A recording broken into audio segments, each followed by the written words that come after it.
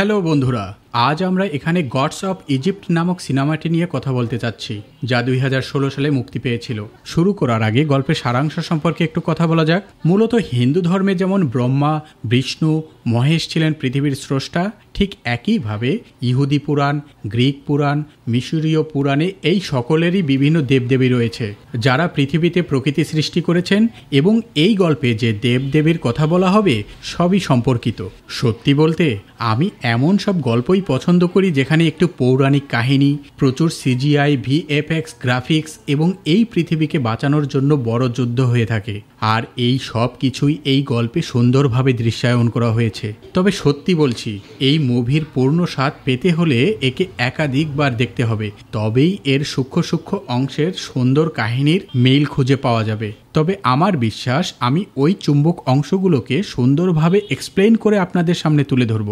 তাহলে এখন আর সময় নষ্ট না করি, সরাসরি গল্পে আসি। শুরুতেই বলা হয়েছে যে দেবতারা যখন সমগ্র পৃথিবী সৃষ্টি করেছিলেন, তখন তারা প্রথমে মিশর দিয়েই শুরু করেছিলেন। এটি এত সুন্দর জায়গা ছিল যে তারা সেখানে একটি মন্দির তৈরি করেছিলেন। তারা নিজেরাও সেখানে থাকার সিদ্ধান্ত নেন। এ সময় সমগ্র মিশর দুই ভাইয়ের মধ্যে বন্টন করা হয়েছিল। একজন ছিলেন অসাইরেস, যে নীল নদ এবং মিশরের সবুজ তৃণভূমি সম্পূর্ণ অংশে শাসনভার পেয়েছিলেন, এবং সেট, যে কেবল লাল মরুভূমি পেয়েছিল। এখন এই দুই ভাইয়ের বাবাকে আর তাদের মধ্যে এমন বৈষম্যমূলক বন্টনই বা কেন হয়েছিল তা আমরা গল্পের শেষের দিকে জানতে পারব। এরপর আমরা মিশরের সেই শহরকে দেখতে পাই যেখানে দেবতার পাশাপাশি মানুষরাও থাকত। এখানে আমরা এই গল্পের অন্যতম প্রধান চরিত্র বেককে দেখতে পাই, যে একজন পেশাদার চোর।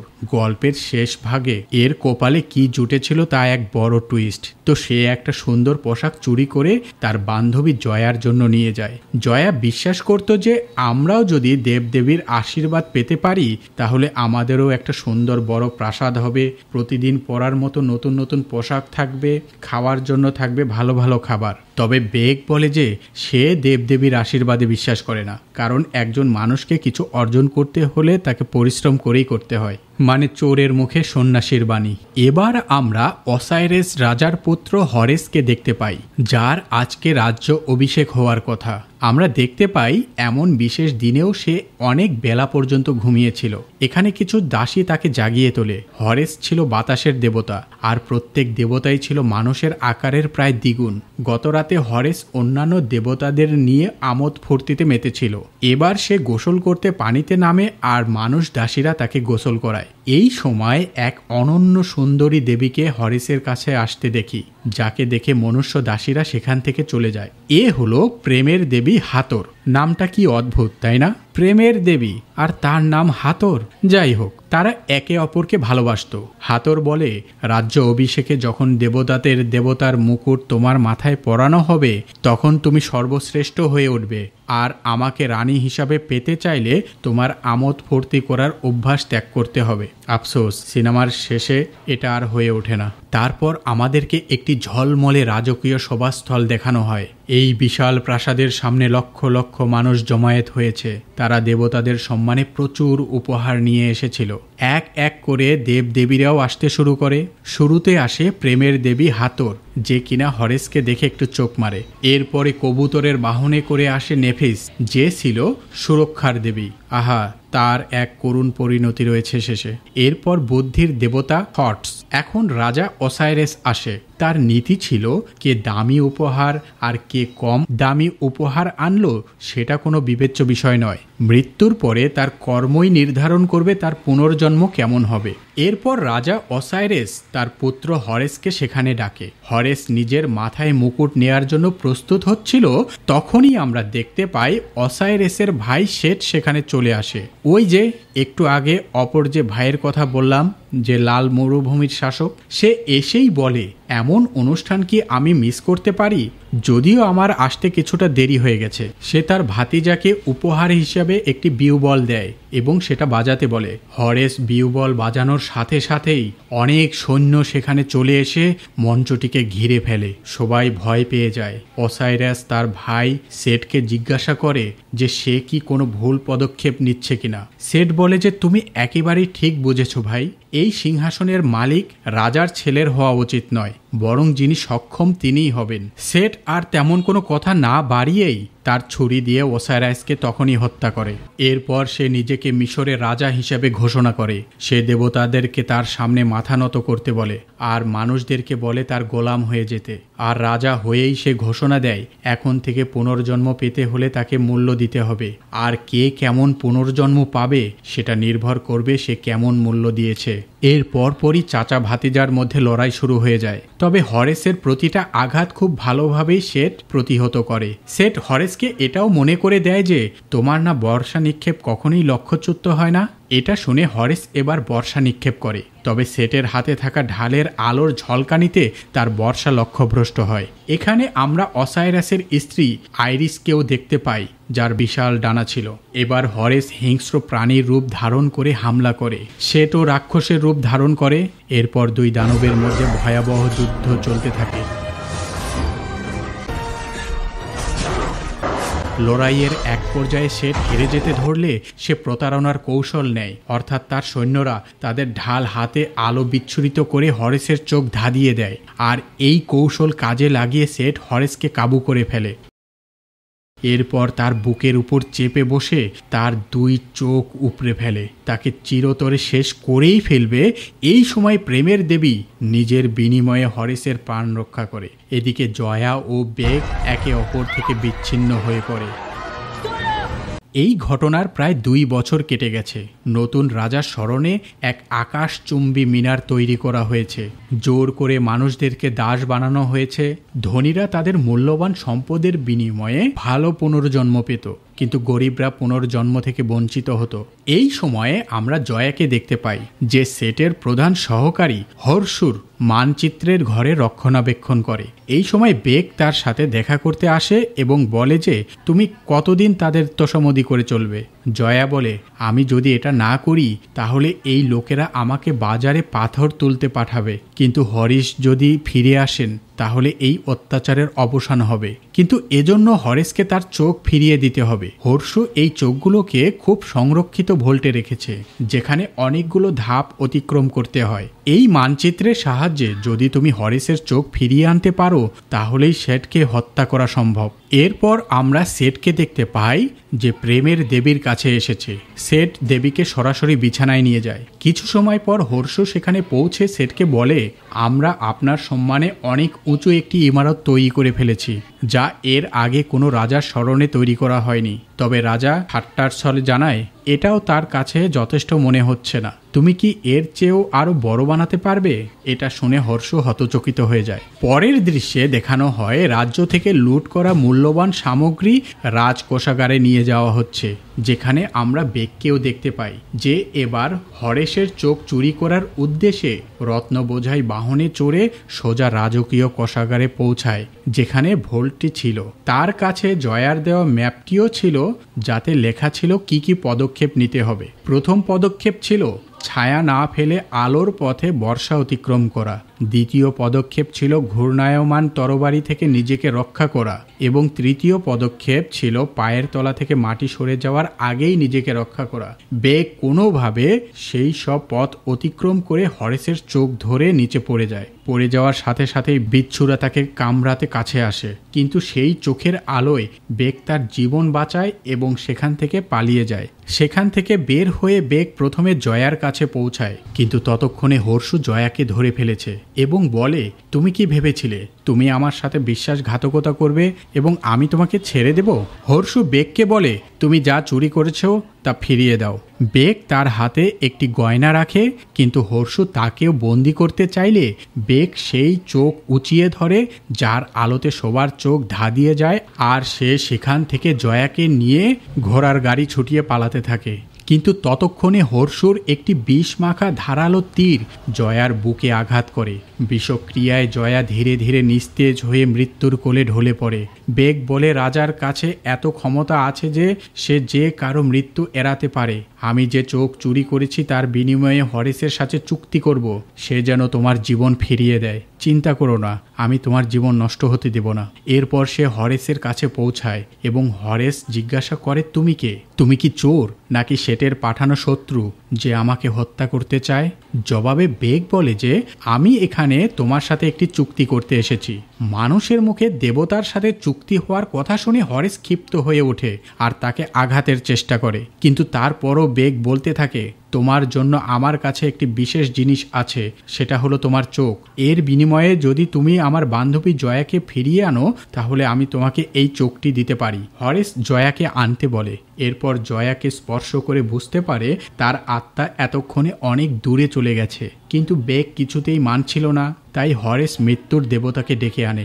মৃত্যুর দেবতা জয়াকে জিজ্ঞাসা করে পুনর্জন্মের জন্য তোমার দেয়ার মতো কি সম্পদ আছে? জবাবে জয়া বলে শুধুই এক মুখ হাসি। এরপর মৃত্যুর দেবতা জয়াকে তার সাথে করে নিয়ে যায়। মৃত্যুর পরের জগতে সে অন্যান্য মৃতদের মতোই চলতে থাকে। এদিকে বেকের কাছ থেকে জোর করে তার একটি চোখ নিয়ে অন্য চোখ কোথায় সেটা জানতে চায়, কিন্তু বেক প্রতিশ্রুতি চায় যে জয়াকে জীবিত দিতে হবে, বিনিময়ে ওই নকশা অনুযায়ী সে দ্বিতীয় চোখটি এনে দিতে সাহায্য করবে। হরেস বেককে বলে মৃত্যুর পর পুনর্জন্ম পাওয়ার জন্য আত্মাকে 9টি দরজা পার করতে হয়, আর এর জন্য কিছুটা সময়ও লাগে। এই সময়ের মধ্যে রাজা চাইলে মৃতকে আবার ফিরিয়ে আনতে পারে। বর্তমান রাজা সেট যেহেতু সেটা করবে না, তাই এই সময়ের মধ্যেই হরেসকে রাজা হতে হবে, তবেই সে এই কাজ করতে পারবে। তো এখন বেক এবং হরেস সেটকে হত্যা করার জন্য একজোট হয়। অন্যদিকে সেট হর্ষুর মাধ্যমে খবর পায় যে কেউ একটি বিশেষ ভোল্ট থেকে হরেসের একটি চোখ চুরি করেছে। সেট হর্ষুর কাছে জানতে চায় তুমি না বলেছিলে ওই চোখের কাছে যাওয়া কারো পক্ষেই সম্ভব নয়, তবে কিভাবে সেটা সম্ভব হলো? হর্ষু বলে এই কাজটি একজন মানুষ করেছে হুজুর। এখন আবার আমরা হরেস এবং বেককে দেখতে পাই পাহাড় বেয়ে উপরে উঠছে। উদ্দেশ্য সূর্য দেবতার সাথে দেখা করার, যে কিনা তার দাদা। প্রার্থনা করে হরেস সেই দানবীয় রূপ ধারণ করে। তারপর বেককে নিয়ে রওনা হয় সূর্য দেবতার সাথে দেখা করতে। সেই আরশে পৌঁছালে আমরা দেখতে পাই একজন বৃদ্ধকে, তার নাম আমানরা। হঠাৎই কিছু শব্দ শুনে সে ঐশ্বরিক বিকট রূপ ধারণ করে। দেখা যায় তারা যে নৌকার মতো বাহনে আছে সেটি আবার সূর্যকে টানছে। হাস্যকর। মানে এই গল্প অনুসারে সূর্যের আকারও হচ্ছে পৃথিবীর তুলনায় একটা মোয়ার মতো, যেটা ওই নৌকার থেকেও ছোট। একটা কালো ছায়া যার নাম অ্যাফোসিস, যে পুরো সূর্যকে গিলে খেতে চায়। সে পৃথিবীতে অন্ধকার আনতে চায়, কিন্তু সূর্য দেবতার উপস্থিতিতে তা সম্ভব ছিল না। সে প্রতিবারই তাকে পরাজিত করত এবং তাদের এই লড়াই প্রতিদিনই হতো। এই কাজ করতে করতে সেও একঘেয়ে হয়ে গেছে, কিন্তু এটাই পৃথিবী টিকে থাকার সবচেয়ে প্রয়োজনীয় কাজ ছিল, কারণ সে যদি না থাকতো তাহলে এই পৃথিবী অনেক আগেই ধ্বংস হয়ে যেত।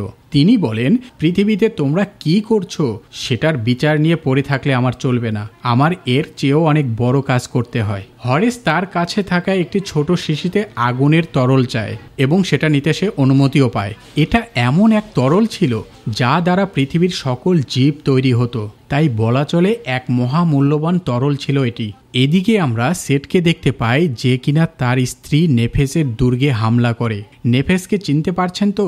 ওই যে হরেসের রাজ্য অভিষেকের দিনে যে দেবী কবুতরের বাহনে করে এসেছিল, সেটিই ছিল সেটের স্ত্রী নেফেস, যে তার বিরুদ্ধে বিদ্রোহ করেছিল, আর তাকে সমর্থন করা অন্যান্য দেবতারাও তার সাথেই ছিল।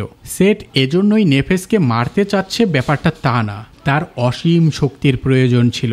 সেট যে যে দেবতাকে মারতে পারত সেই দেবতার শক্তি তার মধ্যে চলে আসতো। যেহেতু সেটের এখনো উড়ার শক্তি ছিল না, আর এই শক্তি ছিল তার স্ত্রী নেফেসের, তাই সে তাকে মেরে সেই শক্তি অর্জন করে। এখানে অন্যদিকে আমরা দেখতে পাই হরেস এবং বেক পৃথিবীতে পৌঁছেছে। হরেস পরিকল্পনা করছিল কিভাবে এই তরল দিয়ে মরুভূমিকে সবুজ করে গড়ে তুলবে, যাতে করে সেটের শক্তি কমে আসে। তারা ভাবছিল কিভাবে মরুভূমিতে পৌঁছাবে। ঠিক তখনই সেটের পাঠানো কিছু যোদ্ধা তাদের উপর হামলা করতে শুরু করে। ছাগলের মুখ সদৃশ্য দানবীয় হামলাকারীদের হরেস এক এক করে শেষ করে ফেলে। ও এখানে একটা বিষয় ক্লিয়ার করে রাখি, মানুষ ব্যতীত যে সকল দেবতারা ছিল তাদের রক্ত ছিল স্বর্ণের, তাই যখনই কোনো দেবতার গায়ে আঘাত লাগতে দেখব তখনই সেখান থেকে গলিত স্বর্ণ বের হয়ে আসতে দেখব। এদিকে হঠাৎ করে এক দানব হরেসের মাথায় পাথর দিয়ে আঘাত করলে সে ঝর্ণার উপর থেকে নিচে পড়ে যেতে লাগে। তবে শেষ মুহূর্তে হরেস বর্ষা বের করে পাহাড়ের পাথরের সাথে বাঁধিয়ে নিজেদেরকে রক্ষা করে। তারপর তারা মরুভূমির দিকে তাদের যাত্রা শুরু করে। অন্যদিকে ছাগল দানবটি গিয়ে সেটকে তথ্য দেয় সে বলে হরেস একা নয়, তার সাথে একজন মানুষও আছে। সেট রেগে গিয়ে বলে, এক তুচ্ছ মানবকে সাথে নিয়ে হরেস তোমাদের এই হাল করতে পারে? বলেই সে ওই ছাগল দানবের গলা কেটে দেয়। সেখানে থাকা দুই সর্পদেবী শেঠকে বলে, আমরা কখনোই তোমাকে পরাজয় এনে দেইনি। শেঠ বলে, তবে এবারও তাই করো। এ সময় শেঠ প্রেমের দেবী হাতরের কাছে এসে তার মায়াবী শক্তি দিয়ে সন্ধান দিতে বলে যে হরেস এখন কোথায়। বাধ্য হয়ে প্রেমের দেবী হাতর শেঠকে দেখিয়ে দেয় যে হরেস এখন লাল মরুভূমির দিকেই এগোচ্ছে। শেঠ এবার প্রেমের দেবীর সকল শক্তি নিজের ভেতরে নিতে চায়, তাই সে প্রেমের দেবীকে আঘাত করতেই যাবে। সেই সময় প্রেমের দেবী তার হাতের ব্রেসলেট খুলে ফেলে অদৃশ্য হয়ে যায়, আর শেঠ চিৎকার করতে থাকে। আসলে প্রেমের দেবীর হাতে থাকা ব্রেসলেটটিতে 42টি তারার শক্তি ছিল, যার সাহায্যে সে মৃত্যুলোকে যেতে পারত, আবার মৃত্যুলোক থেকে পৃথিবীতেও ফিরে আসতে পারত। কিন্তু এটা অনেক ঝুঁকিপূর্ণ কাজ ছিল, কারণ ব্রেসলেটটিকে সঠিক সময়ে হাতে পড়তে না পারলে সে চিরতরে হারিয়ে যাবে। অন্যদিকে আমরা নীল নদের তীরে একটি ধ্বংসপ্রাপ্ত প্রাসাদে বেক এবং হরেসকে বসে কথা বলতে দেখি। হরেস বলে, আমার বাবা অনেক আগে এই প্রাসাদটি তৈরি করেছিলেন, তখন এটি খুবই সুন্দর ছিল, কিন্তু সেটের মরুভূমি এটিকে সম্পূর্ণরূপে বদলে দিয়েছে। এখন কেবল সেখানে লাল বালি থাকে। সে সময় পেছন ফিরে দেখে ওই দুই সর্পদেবী তাদের আক্রমণ করতে আসছে। তাদের একটি কালো এবং অপরটি সাদা। তাদেরকে প্রতিহত করার জন্য পর্যাপ্ত শক্তি তাদের ছিল না, তাই বেকের কথা মতো তারা দুজনেই পালাতে শুরু করে। সাপ দুটি মুখ থেকে আগুনের নিঃশ্বাস ফেলতে পারত এবং তারা ক্রমাগত আক্রমণ করে যাচ্ছিল। কৌশলে হরেস কালো সাপটির মুখে বর্ষা বাঁধিয়ে দেয়। বেকের ইশারায় সাদা সাপটি তাকে আক্রমণ করতে যাচ্ছে, আর সেই সুযোগ বুঝে হরেস সেই সাপের পিঠে বসে সর্পদেবীকে সেই সাপের সাথে বেঁধে ফেলে। সাপটি ব্যালেন্স হারিয়ে গভীর নিচে পড়ে যায়, ফলে সাপ আর সাপের দেবী দুজনেই মারা পড়ে। এদিকে কালো সাপটি আবার তেড়ে আসছিল। এমন সময় প্রেমের দেবী সেখানে চলে আসে। প্রেমের দেবী বলে কথা, সে যে কাউকে তার চোখের জাদুতে বশ করতে পারত। সে চোখের ইশারায় সাপকেও তার প্রেমের ফাঁদে ফেলে। সে বলে, আমার প্রিয় সর্প, তুমি খুব সুন্দর, কিন্তু তুমি খুব ঠান্ডা হয়ে গেছো। তুমি তোমার তাপ দিয়ে নিজেকেই উষ্ণ করো। তারপর সেই সাপটি নিজের উপরই আগুন ছুড়ে আর নিজেকেই শেষ করে। এখন এই দুইজনের দলে আরও একজন যোগ দিয়েছে। অনেকদিন পর পুরনো প্রেমিক প্রেমিকা একসাথে হওয়ার পর তারা খুনসুটি তর্ক করতে থাকে। কোলে করে নিয়ে যাওয়া অবস্থাতেও দেবী হরেসকে একের পর এক কথা শোনাতেই থাকে। ফলে হরাস ধপাস করে তাকে ফেলে দেয়। মানে কোলে চড়ে মজাও নেবে, আবার কানও পচাবে। এবার প্রেমের দেবী বেক ও জয়ার প্রেমের গল্প শুনতে শুনতে সামনে এগুতে থাকে, যেখানে সে জানতে পারে হরেস ওয়াদা করেছে যে সে জয়াকে ফিরিয়ে আনবে। হাতর বুঝতে পারে এটা হরেসের মিথ্যা প্রতিশ্রুতি, কারণ সে সেটা কখনোই করতে পারবে না। এবার তারা ওই গুপ্ত জায়গায় পৌঁছায় যেখানে জ্ঞানের দেবতা থট ছিল। সেখানে অনেকজনকে দেখা গেলেও আসলে প্রত্যেকেই আলাদা আলাদা কেউই ছিল না, বরং প্রত্যেকেই ছিল ওই থট। থট বলে, তুমি নিশ্চয়ই তোমার দ্বিতীয় চোখের সন্ধান চাইতে এসেছো, তবে সেটা এত সহজ নয়, কারণ তোমার দ্বিতীয় চোখ এমন এক জায়গায় রাখা হয়েছে যার পাহারাদার হিসেবে রয়েছে এক সিংহ দানব। যে তার ধাঁধার উত্তর দিতে পারবে তাকেই সে ভেতরে যেতে দিবে, তাছাড়া তাকে সে মেরে ফেলবে, সে যত বড় দানবই হোক না কেন। এখন থট সেখানে যেতে অস্বীকৃতি জানায়, আর এর ফলে হরেস রেগে যায়। কিন্তু বেক বুদ্ধি করে বলে, তার মানে তোমারও জ্ঞানের সীমাবদ্ধতা আছে, তুমি সেই ধাঁধার প্রশ্নের উত্তর দিতে ভয় পাও। এই কথা শুনে থটের ইগোতে লাগে। সে রেগে যায়, তবে তাদের সাথে যাওয়ারও সিদ্ধান্ত নেয়। দিনের আলোয় তাদের সামনে যাওয়াটা বিপজ্জনক হতে পারে, তাই তারা রাতের জন্য অপেক্ষা করতে থাকে। এই সময় প্রেমের দেবী বেককে পরজগতে জয়ার সাথে কথা বলাতে সাহায্য করে। বেক জয়াকে বলে সে এখন দেবতাদেরকে বিশ্বাস করতে শুরু করেছে। জয়া বেকের সাথে কথা বলতে পেরে অনেক খুশি হয়, কিন্তু তাদের এই কানেকশনটা কেটে যায়, কারণ মৃত্যুর দূত চায় না মৃত ব্যক্তি জীবিত ব্যক্তির সাথে কথা বলুক। কি সব ফানি কাহিনী না, জীবিত মৃত মানুষ একে অপরের সাথে কথাও বলতে পারে। যা হোক, এরপর তারা সেই গুপ্ত দরজায় পৌঁছায় যেখানে সিংহদানব পাহারাদার ছিল। ভেতরে যাওয়ার অনুমতির জন্য সিংহদানব তাদেরকে ধাঁধা ধরে। ধাঁধাটি ছিল এমন, আমি ছিলাম না কিন্তু সব সময় থাকব। কেউ আমাকে দেখেনি আর কেউ আমাকে দেখতেও পাবে না, আমি সব সময় সামনেই থাকব, কিন্তু প্রত্যেকটা জীবিত প্রাণ আমার অপেক্ষায় থাকবে। তাহলে বলো আমি কে? থট উত্তর দেয় অনুশাসন, কিন্তু এটা ছিল ভুল উত্তর। এরপর উত্তর দেয় পবিত্রতা, সেটাও ছিল ভুল জবাব। বেকের পরামর্শ মতো এবার শেষবারের মতো থট উত্তর দেয় তুমি হলে আগামীকাল, যেটা ছিল সঠিক জবাব। এখন সিংহ দানব সেই দরজা থেকে সরে দাঁড়ায়, কিন্তু ভেতরে প্রবেশ করতেই হরেস ও হাতর একটি জালে ফেসে যায়। আসলে সেট আগে থেকেই জানতো তারা এখানে আসবে। এবার সে থটের জ্ঞান মস্তিষ্ক বের করে ফেলে, যেটা সে অনেক দিন ধরেই চাচ্ছিল, কিন্তু বারবার থট তাকে বোকা বানিয়ে বেঁচে যেত। এই সময় বেক সেই তরল আগুনের শিশি পেয়ে যায়, আর সেটা চিরন্তন আগুনে ঢেলে দিতেই যাচ্ছিল। তখনই সেট জয়ার লকেট দেখিয়ে বলে, তুমি কি তাকে বাঁচানোর জন্য এসব করছো? সেট বলে, রাজা হবার পরে হরেস তোমার মৃত প্রেমিকাকে ফিরিয়ে আনবে? আমি তো রাজা, আমার মধ্যে তো সেই ক্ষমতা নেই। তাহলে তার কাছেও সেই ক্ষমতা থাকবে না। সে তোমাকে মিথ্যা প্রতিশ্রুতি দিয়েছে, তোমাকে ব্যবহার করেছে নিজে রাজা হবার জন্য। হতাশ বেকের কাছ থেকে সেই শিশি ছিনিয়ে নিয়ে তার ভেতরের অগ্নিতরল ফেলে দিয়ে শিশিটি ভেঙে ফেলে। সেট চলে যেতেই পিরামিড ধ্বংস হয়ে পড়তে থাকে। হরেস সমস্ত শক্তি দিয়ে সেই ফাঁদ থেকে নিজেদেরকে রক্ষা করে আর কোনো মতে সেই পিরামিড থেকে বের হয়ে আসে।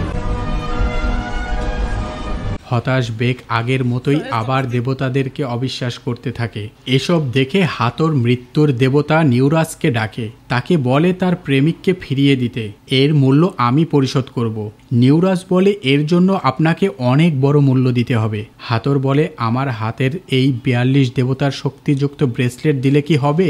নিউরাস সম্মতি দেয়, কিন্তু হরেস বলে ব্রেসলেটটি খোলার সাথে সাথে মৃত্যুর অশুভ আত্মারা তোমাকে চিরতরে নিয়ে যাবে, তাই সেটা করতে দিতে চায় না। কিন্তু হাতর বলে তুমি তাকে যে মিথ্যা আশ্বাস দিয়েছ তার মূল্য আমাদেরকে এভাবেই পূরণ করতে হবে। ব্রেসলেটটি খোলার সাথে সাথেই হাতর চিরদিনের জন্য হারিয়ে যায়, আর এরপর থেকে আমরা এই প্রেমের দেবী হাতরকে আর দেখতে পাবো না, কেননা এখান থেকেই এই সুন্দরী কিউট নায়িকার এই সিনেমার চরিত্রের ইতি ঘটে। নিউরাস বেককে নিয়ে পরজগতে চলে যায়। এবার পরজগতের দৃশ্যে দেখা যায় যারা ওই নবম দরজাটির কাছাকাছি এসে পৌঁছে গেছে, সেখানে সেটের নিয়োগ করা বিদঘুটে চেহারার কিছু নীতি নির্ধারকরা মূল্যবান হীরা, সোনা, গহনা ইত্যাদির বিনিময়ে ধনীদেরকে আবার পুনর্জন্ম দিচ্ছে, কিন্তু গরিবদের আত্মাকে চিরতরে মৃত্যুর খাঁচায় বন্দি রাখা হচ্ছে।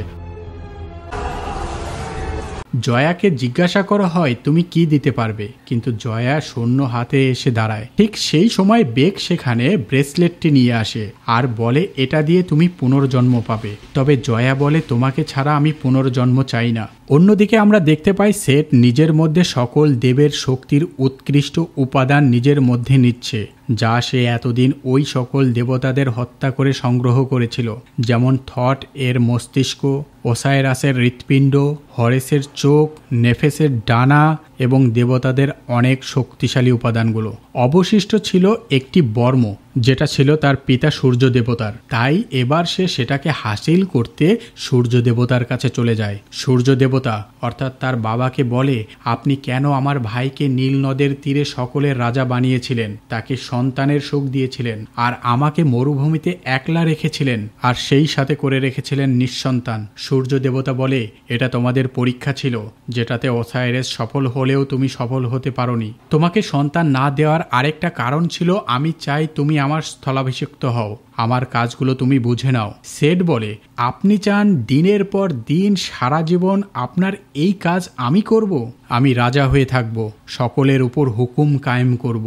এরপর দুইজনের মধ্যে একটি ভয়ঙ্কর যুদ্ধ সংঘটিত হয়। তবে সেট এবার তার নিজের পিতাকেই হত্যা করে, তাকে তার বল্লম দিয়ে আঘাত করে তার কিস্তি থেকে ফেলে দেয়। এরপর সেট পৃথিবীতে তার নামে বানানো মিনারের চূড়ায় এসে নামে। এদিকে সূর্য দেবতার মৃত্যুর পর ওই রাক্ষস সমগ্র পৃথিবীকে গ্রাস করতে আসে। শুরুতেই সে নীল নদের পানি শুষে নিতে থাকে। এদিকে হরেসও সেই মিনারের চূড়ায় উঠে আসে। সেখানে হরেস ও সেটের মধ্যে একটি লড়াই হতে থাকে।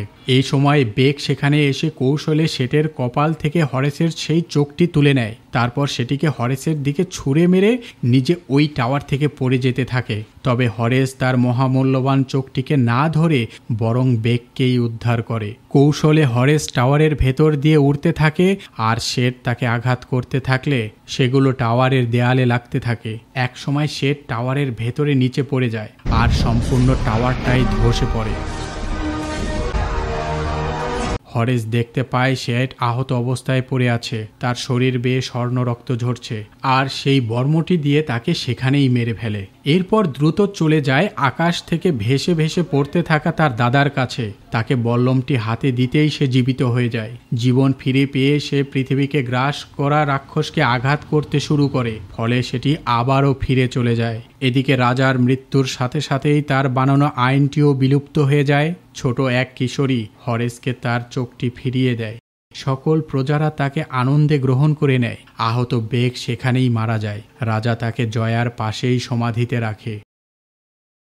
সেই মুহূর্তে সেখানে তার দাদা সূর্য দেবতা সেখানে চলে আসে। কৃতজ্ঞতা স্বরূপ সে যা চায় সেটাই বরদান হিসাবে দিতে চায়। হরেস বেগ আর জয়ার প্রাণ ফিরে চায়। বেগ এবং জয়া দুজনেই চিরনিদ্রা থেকে আবার জেগে ওঠে। আবার মিশরের আনন্দময় সেই রাজ সভাস্থল দেখানো হয়। হরেসের মাথায় এবার সেই রাজ মুকুট পরানো হয়। তাকে পুরো মিশরের রাজা ঘোষণা করা হয়। রাজা হয়েই সে ঘোষণা করে, আজ থেকে পুনর্জন্ম হবে এই জন্মের কর্মফল অনুযায়ী, সম্পদ দিয়ে নয়। শেষটা ছিল অসাধারণ একটা টুইস্টে ভরা। এক সকালে হরেসকে কিছুটা উদাস দেখে বেগ সেই ব্রেসলেটটি তার হাতে তুলে দেয়, যেটা সে এতদিন সংরক্ষণ করে রেখেছিল। তার মানে হরেস তার প্রেমিকা হাতরকে আবার ফিরে পাবে, আর তাকে উদ্ধার করার জন্য সে চলেও যায়। কিন্তু যাবার আগে বেগকেই মিশরের রাজা বানিয়ে দেয়, এবং এর সাথেই এই চমৎকার সিনেমাটি এখানেই শেষ হয়। তো আশা করি আপনাদের এই সিনেমাটার ব্যাখ্যা পছন্দ হয়েছে, এবং যদি হয়ে থাকে তাহলে দয়া করে ভিডিওটিতে যতটা সম্ভব লাইক, কমেন্ট ও শেয়ার করুন। কারণ এত দুর্দান্ত সিজেআই সিনেমা খুব কমই দেখা যায়, কারণ এসব সিনেমার বাজেট থাকে অনেক বেশি, আর এগুলো সহজে ইউটিউবে এক্সপ্লেনেশন করা যায় না তাদের অতিমাত্রায় নজরদারির কারণে, আর এটি তৈরি করতেও অনেক পরিশ্রম করতে হয়। তাই যদি আপনাদের আমার এই কঠোর পরিশ্রম পছন্দ হয়ে থাকে তাহলে দয়া করে এই ভিডিওটি যতটা সম্ভব লাইক, শেয়ার ও কমেন্ট করুন। আমি আপনাদের জন্য এরকম আরও ভিডিও নিয়ে আসব।